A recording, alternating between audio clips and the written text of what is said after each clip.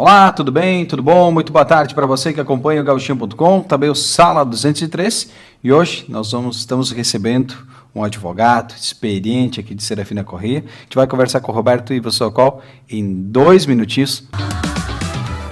Você que mora em Serafina Correia e região e sofre com dores na coluna, ciático, dores musculares ou nas articulações, precisa conhecer o Instituto Coluna Vertebral.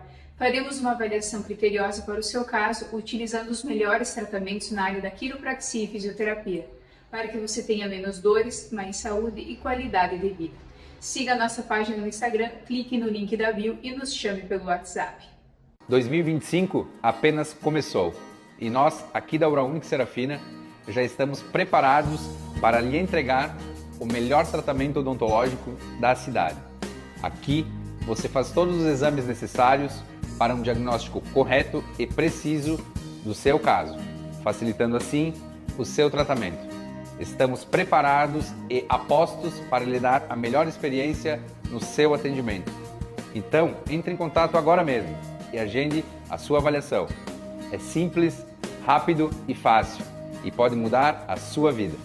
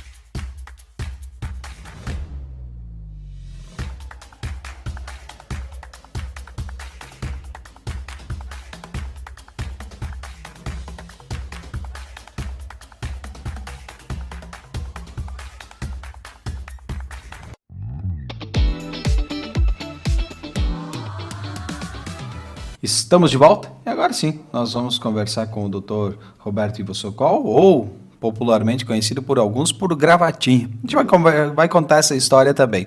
Mas antes disso, eu gostaria de lhe agradecer por dedicar um pouco do teu tempo, estar aqui conversando conosco, compartilhando um pouquinho a tua trajetória, a tua história.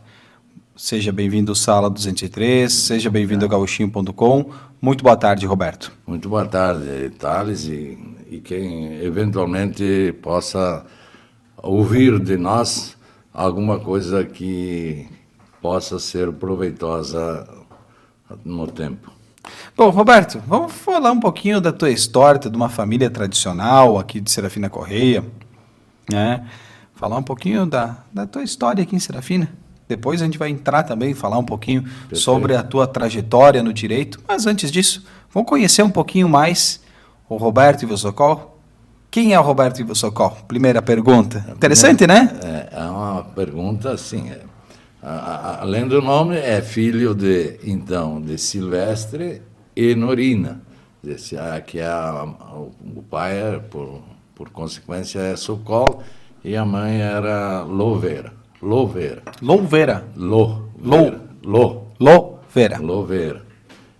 Ambos descendentes de italianos e nasceram a mãe ali em Pinto Bandeira e o pai em Alfredo Chaves, atualmente de Veranópolis. E eu sou dos 14 filhos, o 11º. 14 irmãos. 14 filhos, ainda vivos 12. Nós perdemos recentemente o Pedrinho, que era muito popular, né? E uma irmã que era de Sananduva há um pouco mais tempo. Mas, enfim, nós estamos ali na luta desde cedo, né? Porque com a família grande e numerosa, assim,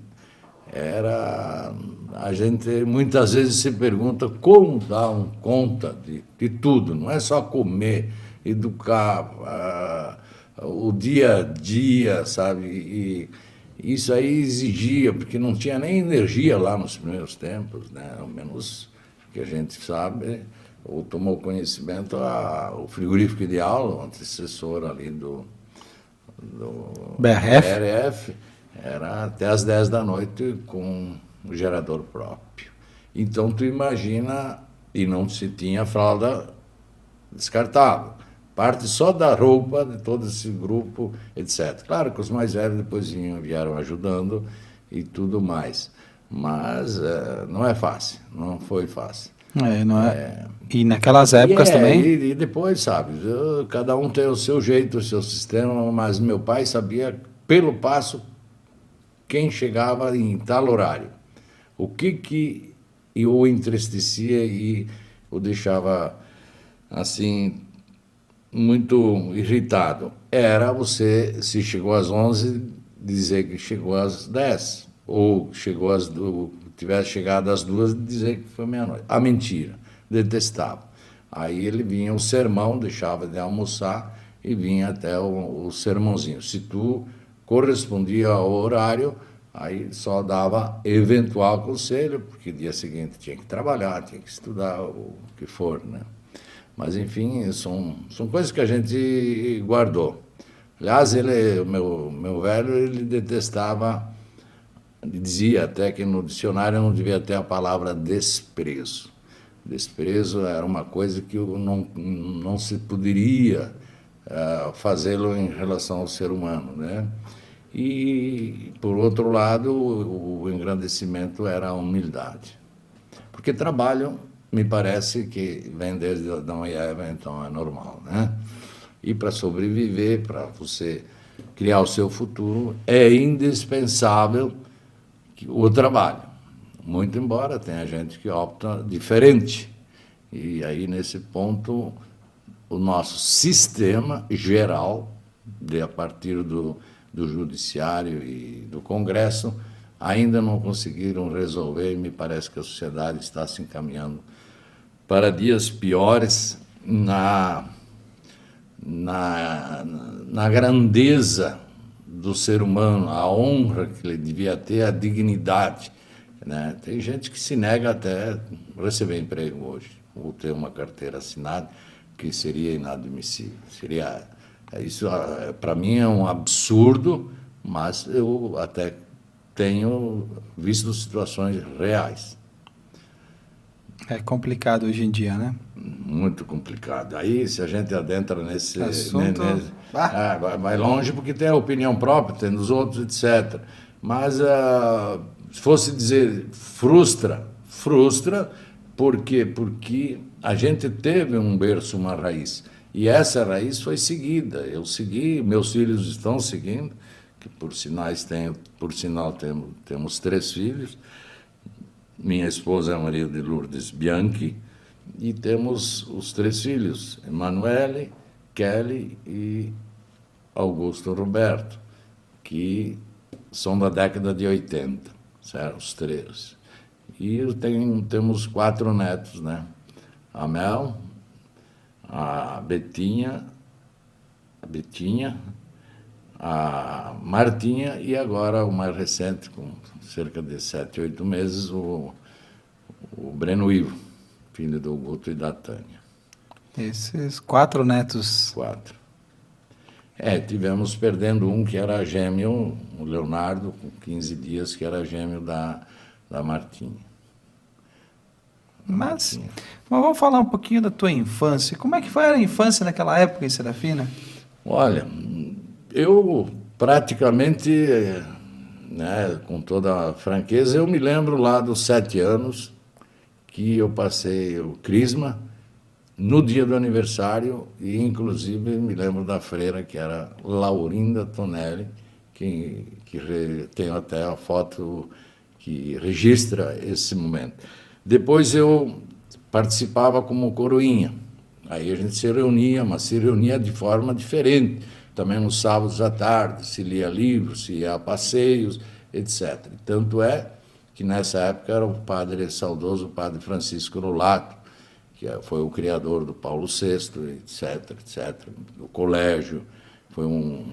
Ele deu uma avalanche muito grande na época aqui em Serafina Corrêa, Cristo Rei, foi na época também dele. E aí ele me levou para o seminário com cerca de 10, 11 anos, conjuntamente com outros 8, 9 pessoas daqui, que ao final, assim como eu, ninguém se tornou padre, certo? E aí, não é o caso, é que se não tinham o discernimento, mas ele fez o que, né? O Evangelho já indicava para trazer pessoas para serem os mensageiros dos ensinamentos do alto, né, em resumo. Então tu quase foi padre. Não, eu Quase fiquei dois dois anos. Então, o ginásio, o primário, cursei aqui no Colégio Rosário, depois fui para lá, fiz parte do ginásio, depois voltei e concluí o segundo, o ginásio aqui, porque na época, havia 1 ano de admissão, chamado. Do quinto ano primário para a primeira série, havia 1 ano só para efeitos de admissão. Mas, se tu queria ouvir alguma coisa, eu só não me tornei padre, que primeiro era muito novo, não tinha discernimento. E depois, mais tarde, descobri que antes de levantar a batina de vez em quando, então não era melhor não vesti-la. Então...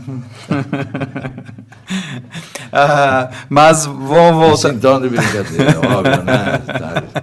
Mas tem que ter, porque essa forma de brincar é típica do meu pai, né? Nós temos aí vários irmãos também, né?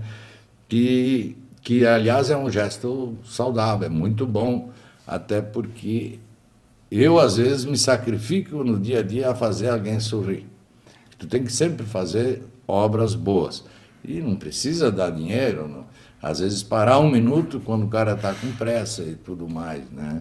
Mas também fazer sorrir, porque tem muita gente estressada. Uma coisa que eu gostava de ir em visita a Porto Alegre, lá no Cílios, às vezes sentava na praça e via, vendo as pessoas. Então um falava sozinho, um xingava, um respondia mal, o outro não estava nem aí, sabe? Então o mundo de cada um ele é bem diferente, né? Mas eu gostava de ver as reações, né? Mas muita gente com problemas, né? Já demonstravam no caminhar, no andar, no semblante. Vamos fazer. Na tua época mais jovem, né? Tu também vocês faziam alguns eventos, né? Vamos falar um pouquinho daqueles... Quando voltei, então, do seminário, para também não se estender muito, então eu estudava aqui, no colégio, concluí, depois eu e o Flávio fomos para estudar em Guaporé, técnico contábil. E não tinha asfalto, obviamente, isso na época de 1969 até 71. Aí a gente formou um grupo e foi estudar. Mas para estudar, como meu pai não podia, então a gente tinha que dar jeito, porque tinha a condução e o próprio colégio, etc., né? E, às vezes, até a roupa, porque, por ocasiões também, como a turma era grande, meu pai sempre foi uma pessoa simples, e aí, na época, ele transportava combustível com um caminhão, imagina só, Thales, um caminhão carrega 6.500 quilos, um Chevrolet 59, 60, 61, 103 até foi o último. Então exigia muito da gente poder dar a volta financeira para estudar. E aí a gente já foi aqui na cidade Engraxate, na frente da rodoviária de São João Albão, aqui no Cuxeves, no Jacó, o saudoso Jacó e também do irmão, e consertava bicicletas, negociava algum relógio, enfim, para angariar a renda, para não sacrificar. Não é sacrificar, mas é que, no caso, os pais não podiam, né? E a gente tocava o barco assim, né? E foram os 3 anos de batalha nesse sentido. Inclusive, nós tínhamos uma ideia, nós íamos em 11 com uma Kombi 63.200. Subi o Morro da Nona, ou na volta da Sétima, etc. Era a primeira desde baixo, e pé no fundo, etc., porque não se tinha o veículo mesmo, né? E as estradas eram precárias, né? Mas foi com esforço a gente depois é mais fácil até relembrar e fazer a história, né? Então só ter agradecer a iniciativa, mas essa iniciativa, essa vontade de querer crescer e estudar, tem que agradecer mais aos pais, que nem os irmãos poderiam ajudar, né? Mesmo depois, mais tarde, na faculdade. Mas e também nessa época, que se era adolescente, aí, para os estudos em Guaporé, eu era DJ, em vários salões, se diziam, né? No Palharini, no Guilhermini, na Sétima, até Vila Maria. E se ia até, muitas vezes, a Guaporé com toca-disco em mão, com o disco, andando, carregando com as mãos, que às vezes a agulha dava um salto. Mas assim, se eu via música, eu sempre fui apaixonado por música e carros, né?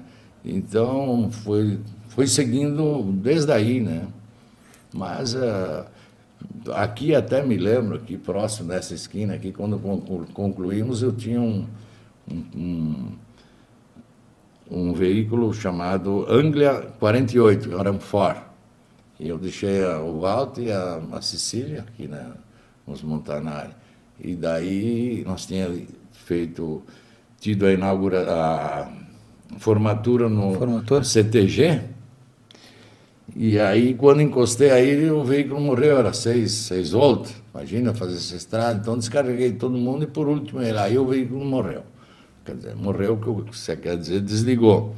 E era a manivela, e dele, manivela, ele pegava, quando ia acelerar, morria. Isso várias vezes. Até que eu me lembrei que meu pai mesmo mexia lá no carburador, mesmo com a mão, e dei uma aceleração maior. Aí ele funcionou. E aí eu saí, já um pouco agitado, fiz a curva, que era aqui na praça, que era rua, e aí, nesse momento, eu caí fora, a faca, que nós era churrasco, caiu lá no jardim que depois o seu Leonildo Rampanelli me devolveu. E os sapatos caíram dentro de um parque ali da esquina. O que me entregou foi o Evaldo Cervieri. Aí o carro continuou e subiu. Desviou a lambreta, a lambreta do Rota, do Pelé, que estava na frente do Paulo VI, bateu com o pneu, voltou e acabou encostando na lateral da igreja. Mas o pior não foi isso. O pior foi que no dia seguinte fui chamado na prefeitura, o prefeito de então, Guerino Massolini, que a gente se relacionava, porque meu cunhado era contador desde o início, o Zanluc, e aí ele disse, me diz uma coisa, Roberto, conhece um Alto Verde, assim, fantasma, porque não tinha motorista e estava andando ontem à noite pela rua aqui próximo da igreja. Ele vinha de uma reunião com o padre Francisco Lulato e o carro seguiu, e realmente não tinha motorista, né? Ficou, né? Mas provavelmente eu não fechei bem a porta e já um pouco mais irritado, alegre, sei lá quantos fatores poderiam acontecer. E aí aconteceu um pequeno acidente no dia da tua formatura. Exatamente, mas a gente tinha uma japona que dizia, e a faca cortou, arrebentou aqui. Então, os sapatos caíram para o lado de cá, a meia rolou do começo ao calcanhar, mas não aconteceu mais nada a não ser esse flagrante, porque eu olhei para os lados, não vi ninguém, tudo bem. Mas o seu Guerino me chamar lá, ficou um pouquinho mais... E na frente de outras pessoas. Aí descobriu o caso. Ele também era muito brincalhão, né? Mas vamos prosseguindo, então. E vocês também faziam alguns eventos, né? Umas serenatas, de vez em quando. Como falei antes, eu sempre gostei de música, né?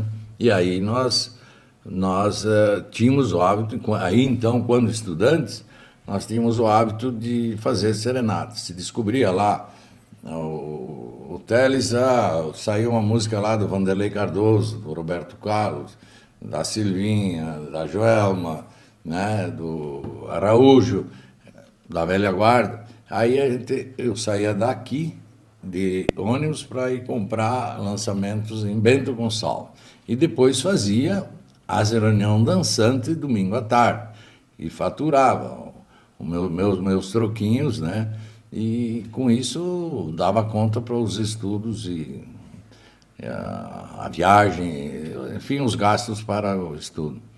E o curioso é que também nós tínhamos o hábito de fazer essas serenatas no Dia das Mães, que está próximo, por sinal. Então nós íamos na nossa mãe, na minha mãe, e depois íamos por exemplo, eu ia dos meus irmãos, né, a mãe dos sobrinhos, e até se vestíamos de mulher para não serem descobertos. E lá se punha lá o Aguinaldo Timóteo, que tem, por exemplo, a música Mamãe, né? E aí era só alegria, porque em seguida se comeu o famoso mondongo, né? E aconteceu também ali um fato, eu fui fazendo, nossa ironia, irmãos, e fomos fazer, por exemplo, panega, né, para minha esposa.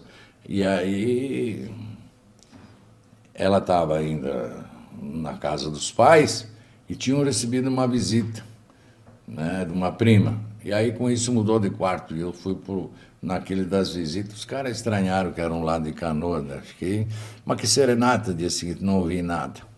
E outra vez a minha sogra, fomos fazer, que era, então no caso a mãe dela, e não acende a luz, porque o sinal era, se você estava ouvindo, era dar um toque de luz como agradecimento, né? E aí, ou então você punha lá, em vez de 3, mais 2, mais outras, para que acordasse, né?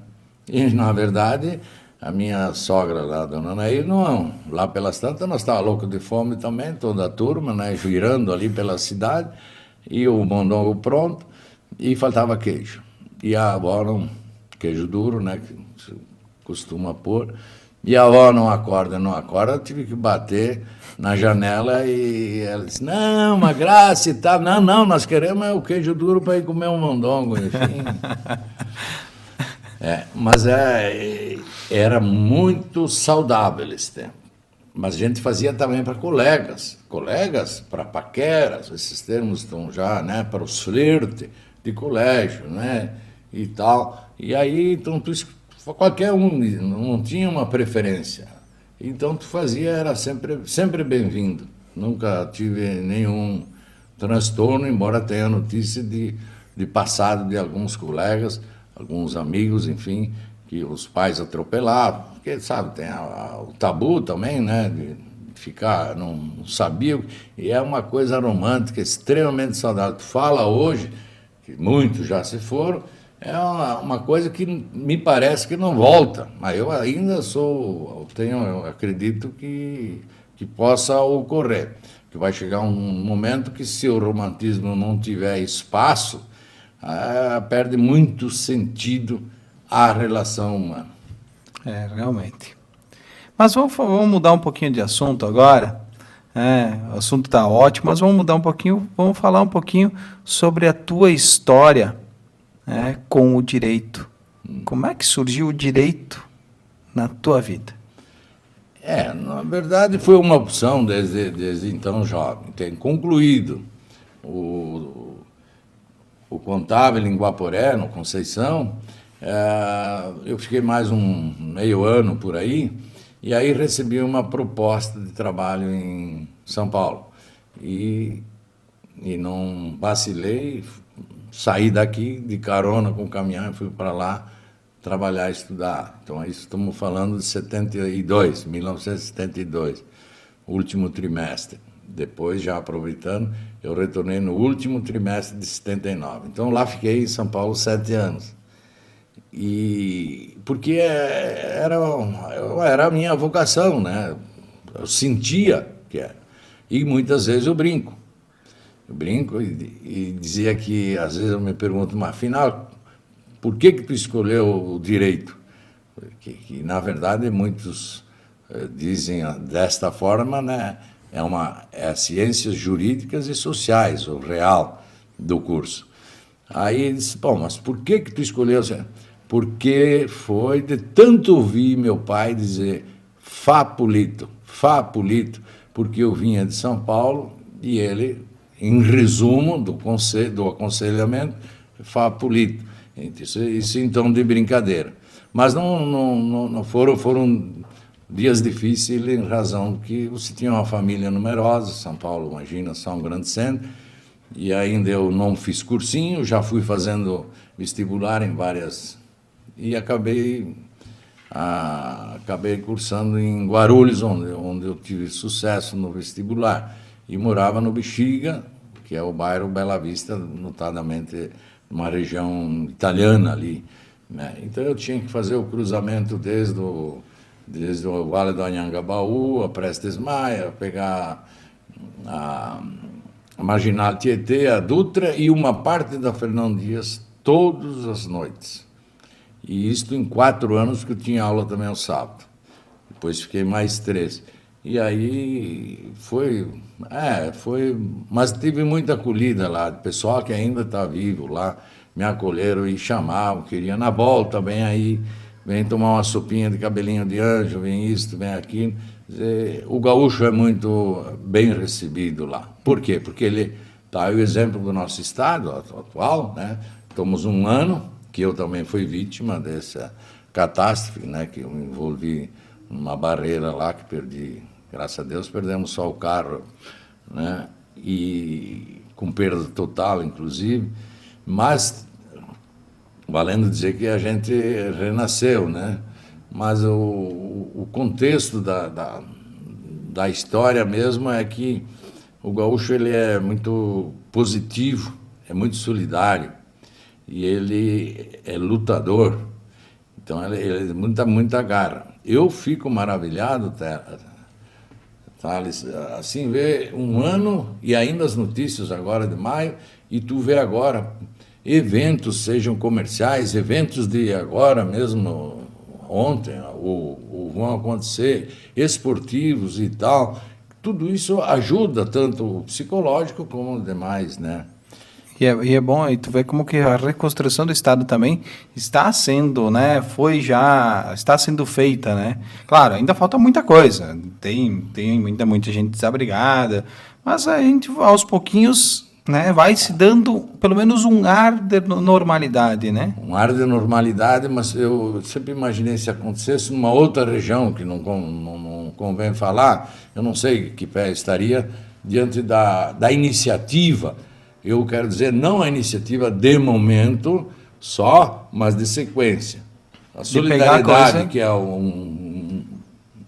uma palavra muito bonita de se ouvir e ser usada, ela tem vingado muito bem e até transformado de uma forma rápida, retomado esse crescimento que está aí. Está vendo sorriso, está vendo gente feliz por ajudar o outro, ou por ter ajudado. Então, o que importa é você transmitir essa alegria de ter feito algo nesse sentido.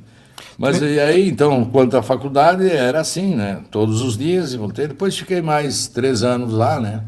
Porque não me deixava, e lá eu fazia a parte de RH e contábil, né?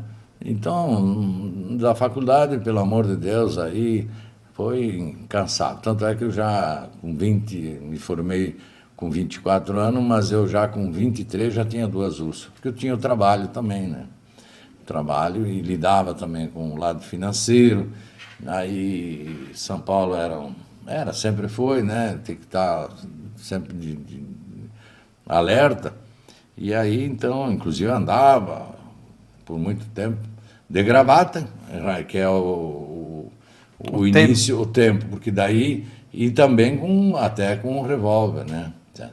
Aí, nessa época que eu fiquei pós-faculdade, então, ou durante também certas ocasiões, eu vinha seguido para cá e fazia alguns negócios de carro, e aí consegui fazer um pé de meia razoável para dar uma estrutura para a família, né? E aí tu te formou em São Paulo, ficou mais 2 anos lá? 3. 3 anos. depois... E aí fui fazendo meu pezinho de meio. Depois retornei, em pouco tempo a gente casou e aí tivemos os filhos, né? Mas eu cheguei a ter uma época, uma assessoria em Montauri, uma aqui, no município, mais o escritório. Certo? Então fui batalhado também para poder vencer, dar a volta, para poder ter uma visão de futuro, sabe? Isso é coisa muito do italiano, assim como ele gosta de ter a reserva para o amanhã, quando tiver mais velho, ele também se prepara para um dia ter o cantinho, em poucas palavras, né? E como é que foi, né? Tu chegar, retornar a Serafina Correia, formado em Direito, advogado, passou na prova da ordem e tal. Como é que foi chegar na cidade? Até porque aqui tinha poucos advogados naquela época, né? Olha, na verdade, a OAB eu passei logo lá em São Paulo, então eu já tinha 3 anos. E aproveitando essa colocação, agora, o ano passado, eu fui jubilado pela OAB seccional do Rio Grande do Sul por 45 anos de atividade, certo? Então, mais 3 que eu já tinha tido a OAB lá. E há uns 7, 8 anos eu recebi, antes desse jubilado, uma medalha Vergara, né? Oswaldo Vergara, que é no sentido de mérito por ter uma conduta de atuação sem qualquer mancha ou qualquer processo administrativo, qualquer ocorrência, qualquer notificação, enfim, toda a minha trajetória foi sem ter tido nenhum tipo de problema, tanto que eu frequento livremente qualquer lugar, sempre frequentei, faço questão de conviver, às vezes, ou me encontrar com pessoas mais simples, porque hoje eles me veem de uma forma diferente. Mas, como eu já disse lá no relato, que seria mais extenso, é grande, mas precisa lutar, precisa ir e ter o ponto para onde chegar. Era assim, plano, ano por ano era um plano. Depois, se conseguia, sim, mas formar antes o plano, depois vamos ver. E hoje a gente vê que eu uso o cartão de crédito e sei ver o saldo, em resumo. E eu nunca dependi de financiamento e também não guardei dinheiro em poupança, preferia sempre investir. Mas respondendo melhor a tua pergunta, eu voltei aqui, nós tínhamos, na época, o doutor Antônio Rampanelli e a doutora Maria Luísa, que, ao mesmo tempo, eram professores, casualmente, inclusive, meus. Foram meus professores ginasiais. Mas eles não tinham vamos dizer, uma atuação autônoma no sentido da comarca. Não é crítica, eu estou dizendo que eles mantinham uma outra atividade, não tinham uma dedicação exclusiva. E aí, com a vinda, que inclusive fui lembrado nos 30 anos da subseção de Guaporé, que nesses anos 80 se deu uma avalanche. E aí se criou mais autonomia, porque a gente enfrentou grandes profissionais de renome lá da comarca de Guaporé. Então, a partir daí, a gente só desenvolveu, pois hoje já tem um acréscimo enorme ali, né, de colegas, e eu também está na hora de sossegar com toda essa atividade. Embora eu gosto, mas um tanto quanto decepcionado com o judiciário e o sistema, volto a repetir, que para mim é o conjunto político no bom sentido, etc. Nós estamos tendo muitas bifurcações no caminho e o povo acaba sem direção. Isso é lamentável. E o judiciário, não falo do primeiro grau, algum pouco do segundo, mas do Supremo indiscutível. Mas que não sirva assim de desprezo. Mas a realidade ali se encontra. A realidade aí se encontra. Temos até notícias hoje de que os 6 bilhões da fraude da Previdência não são esses, são 90 milhões. Claro, tem que fazer a tiragem da notícia se for verdadeira.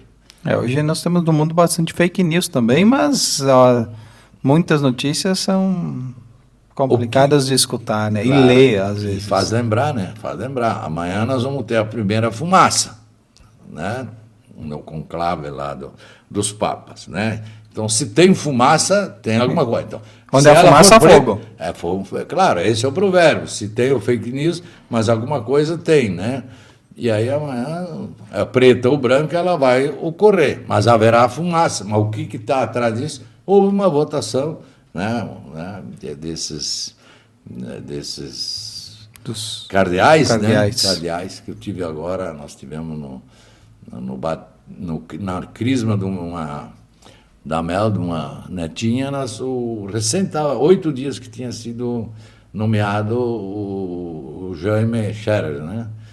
E ele fez presidiu o crisma, tenho até foto com eles, com a família toda, né? Claro, o nosso aqui seria o Dom Odílio mais preferencial, mas eu acho que estamos fugindo porque a situação de Papa eu também gosto de falar, e o meu primordial era o João Paulo II, que vimos a 3 metros dentro do Maracanã, eu e a esposa, vimos ele, que ele era baixinho, etc. E tal. E quando mais cedo, mais jovem, era fã do João XXIII, o Giovanni Roncato, que iniciou o Vaticano II e morreu em 63, um papado lindíssimo, mudou inclusive a missa do latim para local, a língua local, o padre não mais virado de costas para o público.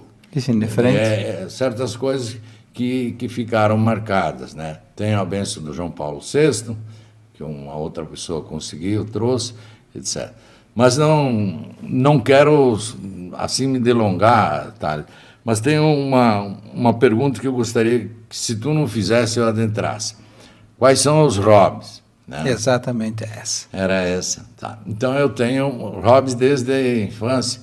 Fui guardador. Né? Temos lá em casa uma sala de música e uma sala e um mini museu, lá na nossa residência. E ali foi acumulando, inclusive transportando, muitas vezes de São Paulo, etc., levado lá, tinha uma casinha lá no interior, e sempre preservando. E sempre gostei de carros, sempre... Então, nós temos uma coleção de carros antigos, 6, né?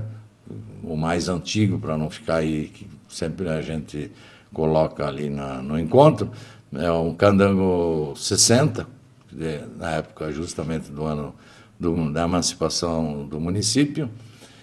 Né?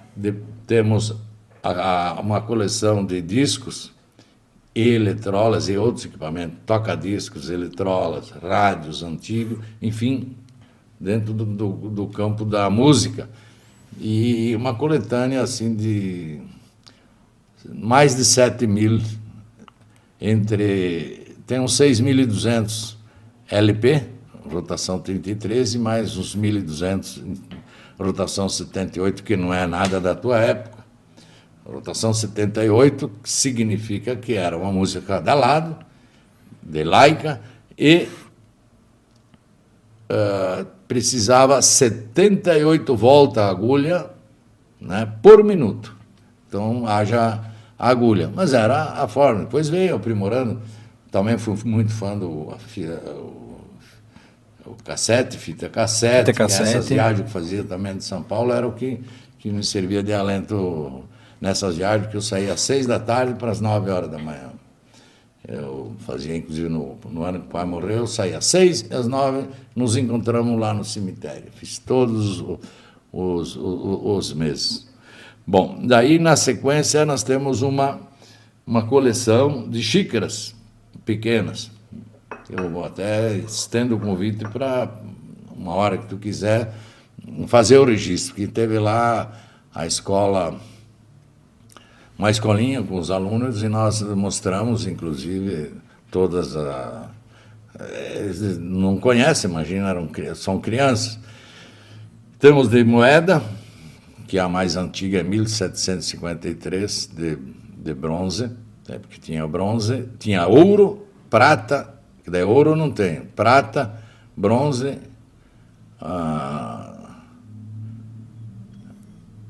Bom, aí vem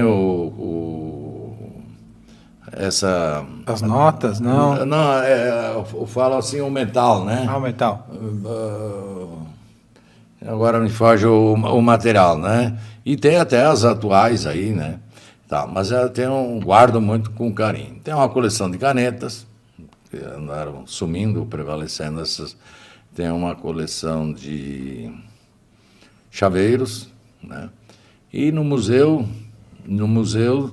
tem várias coisas, principalmente uma calheira que se fazia polenta, chaleira de ferro, certo? Aquelas que é pendurada ainda. Isso. E tem o material que meu pai usava antes de ser motorista, que era marceneiro, né? Tem os primeiros celulares, as primeiras geladeira antiga de puxar aqui ainda, sabe? Não tinha lugar nem para colocar ovos, era limpa aqui a porta. E os primeiros computadores, máquina de escrever, inclusive as minhas, que tive a linha 88, depois uma Tecno 3, que era elétrica, sabe? Mas tem até o pilão, vamos dizer assim. Mas só vendo. Máquina de costura, então tem diversos, ventiladores, essas coisas. Então eu gosto, costumo dizer, mas a gente tem que viver hoje. Sim, correto, tem que viver hoje, né? Tem que viver hoje. Mas se tu vive hoje, tu tem que saber olhar para frente, que é o para-brisa, mas olhar para trás, ao menos no retrovisor, embora seja menor, porque eu acho que tu vive bem com essa comparação. Quer dizer, tu tem que pensar no adiante, mas ao mesmo tempo, porque se nós não tiver base nas famílias, essa humanidade vai parar onde? Porque tudo é a base. A família é a base de tudo. É a base de tudo. Mas também, então, voltando aí também à questão do Papa, a religião católica, sim, mas quanto disseminou, quantas outras igrejas e evangélicos? Por quê? Porque existe uma vontade, um sentido de esperança, uma vontade de mudar, de se apegar a algo que melhore, mesmo acreditando em coisas que são irreais, impossíveis até, né? Mas existe, né? Então, se cada um crê naquilo que lhe ajuda, o que lhe favorece, que alimenta a esperança para o amanhã, a gente não pode reclamar, né? Nem poderia reclamar da vida, porque nós temos aqui, principalmente em Serafina, nós temos aí, desde os primórdios lá, muita gente jovem que morreram. Então, imagina, idosos, às vezes a gente fica se lamentando, mas eu colhi um turno com 21 anos, de um acidente lá em São Paulo, Miracatu, o Miller, que foi lá em Resende, né? E também recolher restos de cérebro numa câmara fria. Eu era jovem, então tudo tem que assimilar, traz uma certa bagagem, mas porque tive essa oportunidade e foi, de certa forma, Deus me permitiu ser destemido, né? Porque na família, como se diz, cada um teve a sua atividade e ninguém pôde, assim, ajudar diretamente um ou outro, porque estava difícil, né? Embora alguém misturava ali, a família Miguel Socó, aí é outra, os primos de lá, como se diz, mas é o mesmo tronco. E o seu Miguel, quem conheceu, era uma pessoa extremamente humilde, tanto é que ele botou as primeiras casas populares, foi ele, de pessoas que vinham de Soledade, Putinga, aquela região, e ainda com a adaga no lado, o revólver, etc. Mas ele abrigava e, com cordialidade, vinha em busca de mão de obra. Então, se vem para trabalhar, muito que bem. Se não vem para trabalhar, gera outros problemas. É evidente que nessas vindas, é como o trigo, né? Vem o joio. Mas, enfim, tem que depois poder fazer, não perfilhar o joio. Vamos entrar num outro assunto, né? Muitas pessoas te conhecem por gravatinha. A origem é justamente esta. Eu, em São Paulo, usava gravata pela função e tratava muito em bancos, então era um hábito. E aí, aqui chegando, para mim era normal. E aí pegou esse apelido. Embora até hoje, quando eu vou a uma solenidade, tipo uma audiência, sempre uso gravata. Eu vejo colegas que não, etc. Já aconteceu até alguns casos pitorescos, que o preso vai de gravata com o cabelo aparado. E aí entra antes o advogado e o juiz manda sentar no banco do réu porque achou que o advogado era aquele que estava com a gravata. Já ocorreu isso. Ficou até uma coisa inusitada, né? Mas, enfim, ficou mal. Mas então eu continuei a usar, né? Aqui porque era um hábito, pura e simplesmente. Era um hábito. Eu queria só dizer que nessa área de social, não sei como é que está o nosso tempo. Não, tempo nós temos, tranquilo. Então, a área social. Na parte jurídica, então, eu fui vice-presidente da subseção em Guaporé. Aliás, foi o primeiro vice-presidente com o doutor saudoso Bordim, 3 vezes em Guaporé. E tenho obtido muitos troféus, como é que se diz, medalhas, honrarias, enfim, tanto do Rádio Rosário, daquele, mas notadamente do Rio Grande do Sul, da região sudeste, de São Paulo e também do Brasil, que eu recebi lá em São Paulo. Estão lá à disposição, inclusive um deles, lá já passado uns 20 anos, foi recebido pela Ana Amélia. Na época ela era uma jornalista, então, e pelo desenvolvimento, pela atuação recebida, né? Fora, então, agora o jubilado, que eu já citei, e essa medalha que muito me honra, que é o Oswaldo Vergara, né? Que ela é de um mérito bastante limitado, vamos dizer assim. Mas não que isso me deixa mais gordo ou magro, né? Enfim, mas é sempre bom ser visto, né? E eu tenho meu hábito da forma de peticionar, da forma de agir. Eu, dentro dos meus limites de capacidade, eu faço questão de não dormir, mas de fazer um trabalho condizente com a confiança que o cliente te procurou, certo? Então, se ele te procurou, eu tenho que corresponder, mas não fazer para empurrar com a barriga ou fazer lá. Não, e isso, fazer com a responsabilidade e o pleno conhecimento que tu tem da área, né? Mas, às vezes, não se consegue certos resultados, mas a pessoa vê, sabe, porque tu explica, tu esclarece, não é puro e simplesmente você passar uma procuração, o advogado tem que resolver, não. Ele tem que passar por uma entrevista, alcançar documento, fazer uma análise, depois preparar uma defesa. Às vezes é penoso, porque a gente quer o melhor resultado. Mas diante dos fatos, dentro da situação, né? Dentro da legalidade. Dentro da legalidade. Mas aí eu tenho lá, inclusive no escritório, esses reconhecimentos que vamos sintetizar, que dão vida a toda essa trajetória que nós estamos falando aí, um pouco de história, né? Um pouco pitoresca, um pouco de luta, um pouco de trabalho, né? Um pouco de hobby, que também é necessário, certo? Aí, dentro do aspecto social ainda, a gente logo que veio para cá, fim de 79, já em 81 fui presidente do clube gaúcho.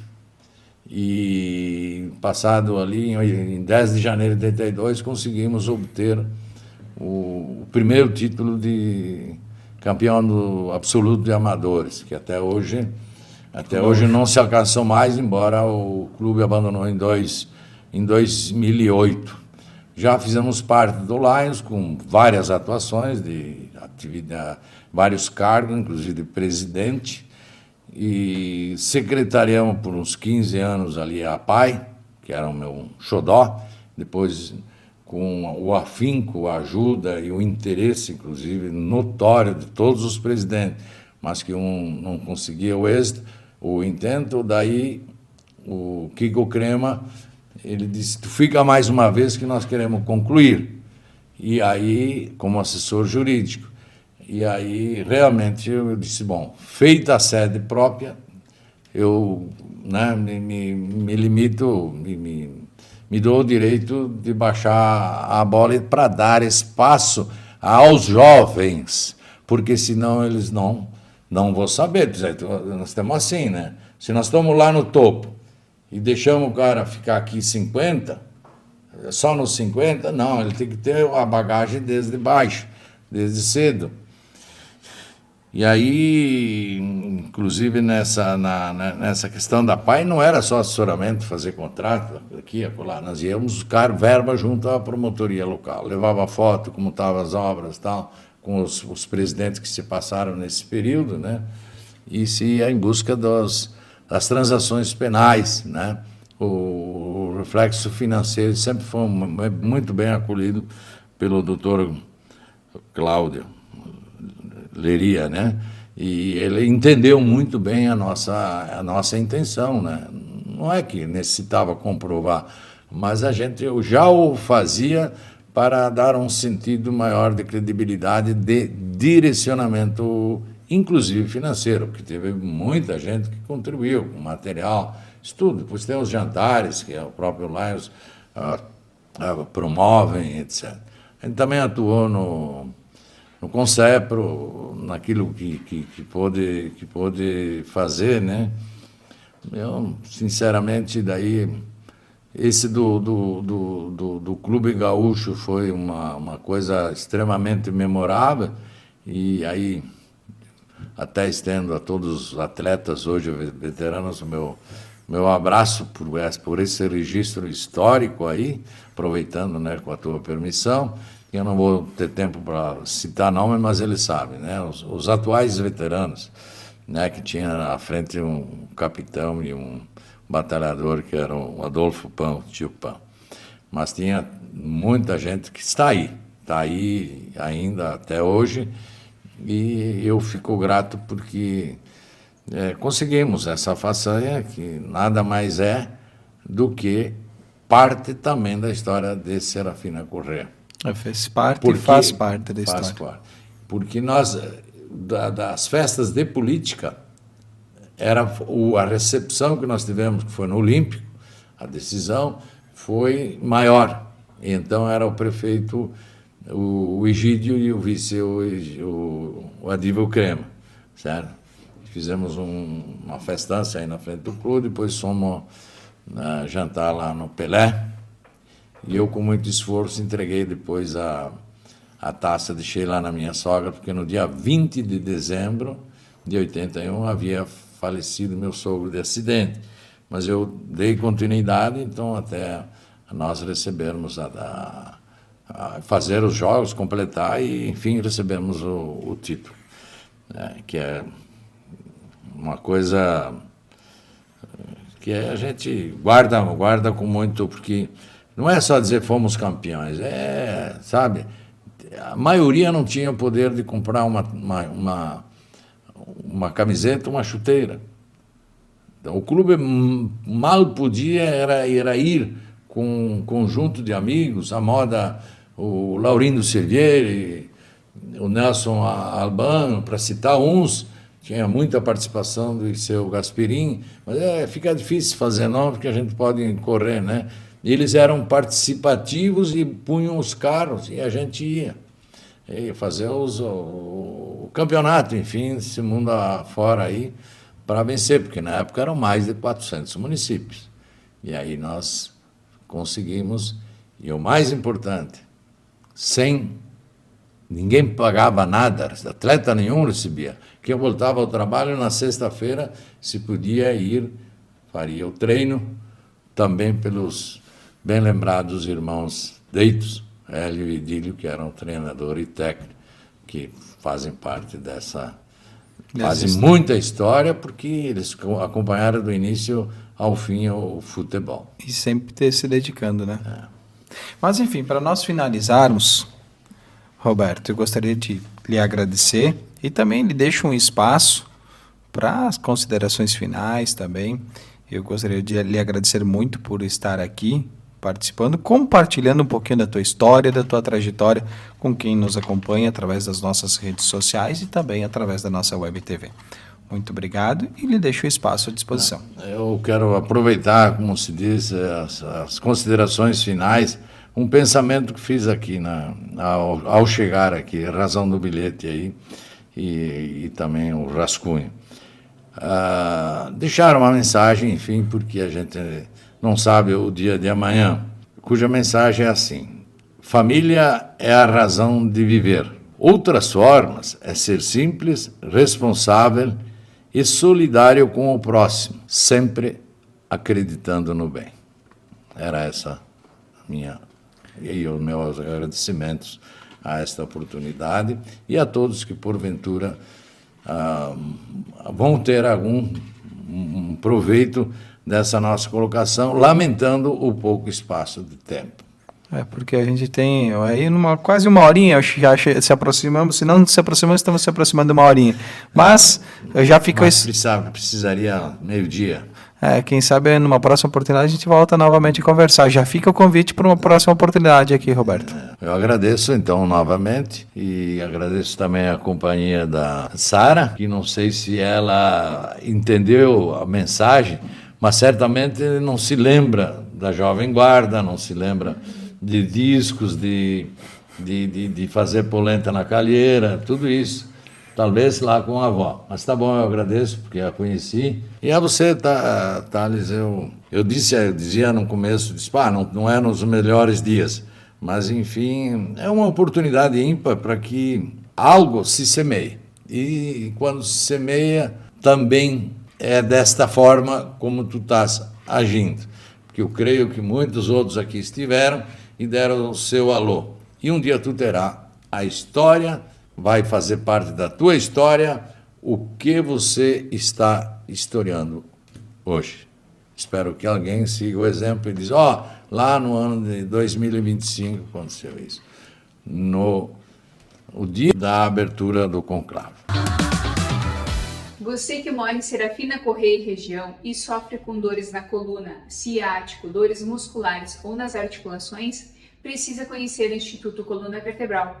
Faremos uma avaliação criteriosa para o seu caso, utilizando os melhores tratamentos na área da quiropraxia e fisioterapia, para que você tenha menos dores, mais saúde e qualidade de vida. Siga a nossa página no Instagram, clique no link da bio e nos chame pelo WhatsApp.